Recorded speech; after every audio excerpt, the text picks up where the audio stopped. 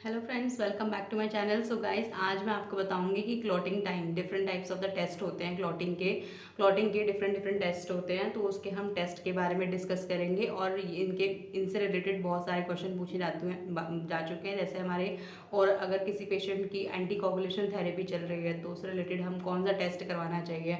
तो ये ऐसे डायरेक्ट क्वेश्चन हमारा पूछा जा चुका है। तो आइए चलते हैं, स्टार्ट करते हैं। तो फर्स्ट हम स्टार्ट करेंगे क्लॉटिंग टाइम से।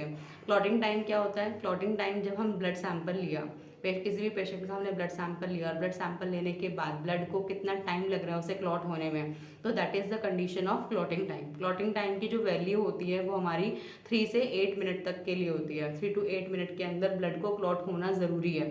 This is the normal value of the clotting time. अब नेक्स्ट पढ़ते हैं। Next is the bleeding time, is the BT. हम इसे बीटी भी बोलते हैं। तो ब्लीडिंग टाइम क्या होता है? जब हम ब्लड प्रिक हमने प्रिक किया, प्रिक करने के बाद कितनी देर तक ब्लड ऊज होता रहा, कितनी देर तक ब्लड निकलता रहा, तो that is the condition of the bleeding time. और ब्लीडिंग टाइम में हमारे दो मेथड्स आते हैं, हमारे Ivy method and the Duke method. And the Duke method जो होता है हमारे 1 to 3 मिनट्स तक के लिए होता है। लेकिन जो आईवी मेथड में हमारा 1 to 3 9 मिनट्स तक के लिए ब्लड अगर यूज करता रहा, तो that will the condition of Ivy method. Ivy method और ड्यूक मेथड इतना ज़्यादा इंपॉर्टेंट नहीं है, बस हमें ये रेंज पता होनी चाहिए 1 to 3 मिनट्स तक, या फिर 1 to 9 मिनट्स तक। ठीक है। अब उसके बाद हमारी कंडीशन आती है, क्लॉटिंग टाइम हो गया, ब्लीडिंग टाइम हो गया, and then prothrombin time. Prothrombin time में कंडीशन क्या होती है? हम जब भी प्रोथ्रोम्बिन टाइम को चेक करते हैं, तो जब भी पेशेंट की ओरल एंटीकोगुलेशन थेरेपी चल रही है, ओरल एंटीकोगुलेशन थेरेपी यानी कि वॉरफेरिन अगर चल रहा है, तब हम पेशेंट का ये टेस्ट लेते हैं।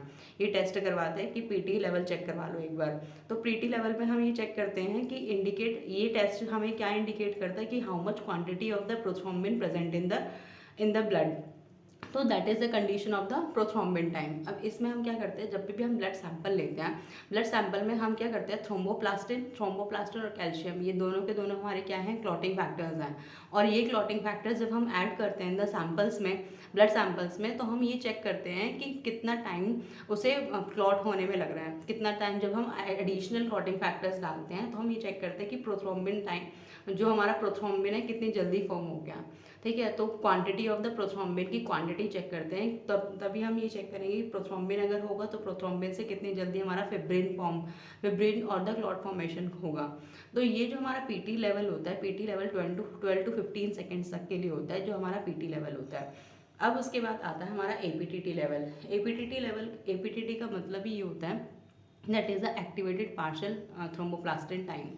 एक्टिवेटेड पार्शियल थ्रोम्बोप्लास्टिन टाइम में क्या होता है, हम क्या करते हैं, इंट्रिंसिक फैक्टर्स को चेक करते हैं कि इंट्रिंसिक फैक्टर्स हमारे ठीक से प्रॉपरली वर्क कर रहे हैं, नहीं कर रहे हैं। तो हम जो भी ब्लड सैंपल्स लिया है, हम उसमें क्या करते हैं, एडिशनल प्लेटलेट्स ऐड करते हैं इन द ब्लड प्लाज्मा में।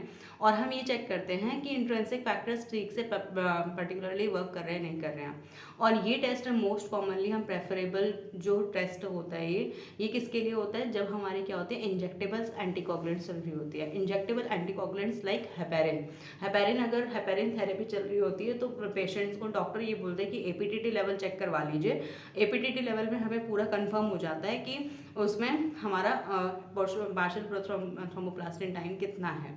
तो इसमें हमारी जो वैल्यू होती है एपीटीटी की, वो हमारी होती है 25 से 38 सेकेंड्स तक के लिए होती है। ठीक है। अब इसमें हमने पढ़ लिया कि एपीटीटी लेवल पढ़ लिया, सीटी पढ़ लिया, बीटी पढ़ लिया और पीटी पढ़ लिया। तो सबसे पहले मेरे को मेन इंपॉर्टेंट चीज़ ये बतानी है कि हमें पता है कि विटामिन के एक एडिशनल नोट है, ये डाल लेना, नोट कंसिडर कर लेना। इसमें क्या होता है, जब हमारा विटामिन के होता है, विटामिन के is a anti haemorrhagic factor होता है। एंटी हेमरेजिक फैक्टर ये क्या होता है, इनडायरेक्टली वर्क करता है हमारे ब्लड को क्लॉट फॉर्मेशन में और ब्लीडिंग को प्रिवेंट करता है। कैसे इनडायरेक्टली करता है, क्योंकि ये क्या करता है, हमारे 4 क्लॉटिंग फैक्टर्स को फॉर्म करता है, दैट इज कॉल्ड द 2 7 9 10। ठीक है। 2 7 19 यानी कि सेकेंड जो होता है हमारा प्रोथ्रोम्बिन होता है। अगर हमारी विटामिन के का लेवल कम होता है, तो यानी कि सीटी क्लॉटिंग टाइम और द हमारा प्रोथ्रोम्बिन टाइम, दोनों के दोनों हमारे इंक्रीज हो जाती है। इनकी वैल्यूज़ क्या हो जाती है, हमारी इंक्रीज हो जाती है। क्यों इंक्रीज हो जाती है? अगर विटामिन के कम होगा, तो यानी कि हमारे क्लॉटिंग फैक्टर्स को फॉर्म नहीं हो पाएंगे। क्लॉटिंग फैक्टर्स फॉर्म नहीं होंगे तो ब्लड क्लॉट फॉर्म नहीं हो पाएगा, ब्लड क्लॉटिंग नहीं होगी, तो उससे क्या होगा, हमारा तो ब्लड को क्लॉट होने में क्या होगा, टाइम लगेगा। ब्लड को क्लॉट होने में टाइम लगेगा तो क्लॉटिंग टाइम क्या होता है हमारा, clotting time is 3 to 8 minute तक के लिए होता है। तो उससे ज़्यादा टाइम लगेगा ब्लड को क्लॉट होने में अगर हमारा विटामिन के की लेवल कम है। ठीक है, ये एक मेन इंपॉर्टेंट नोट है और ये क्वेश्चन आ भी चुका है कि विटामिन के का कनेक्शन क्या है सीटी और पीटी लेवल से, तो हमें ये बताना है। ठीक है, एपीटीटी लेवल में ध्यान में रखना है जब हमारी पेशेंट की इंजेक्टेबल एंटीकोगुलेंट्स चल रहे हैं यानी कि हेपेरिन चल रहा है तब हम एपीटीटी लेवल चेक करवाते हैं। और अगर हमारा पेशेंट का ओरल एंटीकोगुलेशन थेरेपी चल रही है दैट इज़ द वारफरिन चल रही है तब हम क्या करते हैं, प्रोथ्रोम्बिन टाइम को चेक करवाते हैं।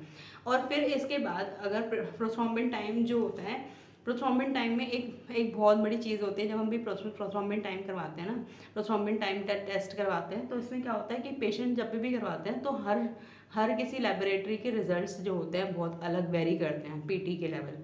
तो इसलिए हम 1983 के बाद क्या हुआ, WHO ने ये बात बताया कि अब प्रोथ्रोम्बिन टाइम के तो लेवल अलग अलग आ रहे हैं, तो एक स्टैंडर्ड बनाने के लिए INR लेवल आया। INR level that is the international normalised ratio होता है। ये इसमें स्टैंडर्ड बता दिया कि जब प्रोथ्रोम्बिन टाइम हम टेस्ट करवाएंगे तो ये इसके बदले हम INR लेवल चेक करवाएंगे। INR एक स्टैंडर्ड वैल्यू कंसिडर करवा दी जो हर किसी लेबोरेटरी में एक ही सिंगल रिजल्ट आएगा, जिससे कन्फ्यूजन कम होगी और जो हमारे जो टेस्ट के रिजल्ट्स होंगे वो एग्जैक्टली हमें पता चलेंगे। ठीक है, तो INR लेवल का मतलब ये है कि INR को PT के रिप्लेस पर INR लेवल आया है।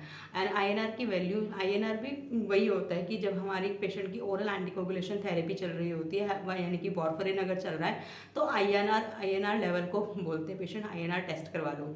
तो जो INR टेस्ट होता है वो दोनों एक ही टाइम्स पे हम करवा सकते हैं। PT INR लेवल हम चेक करवाते हैं।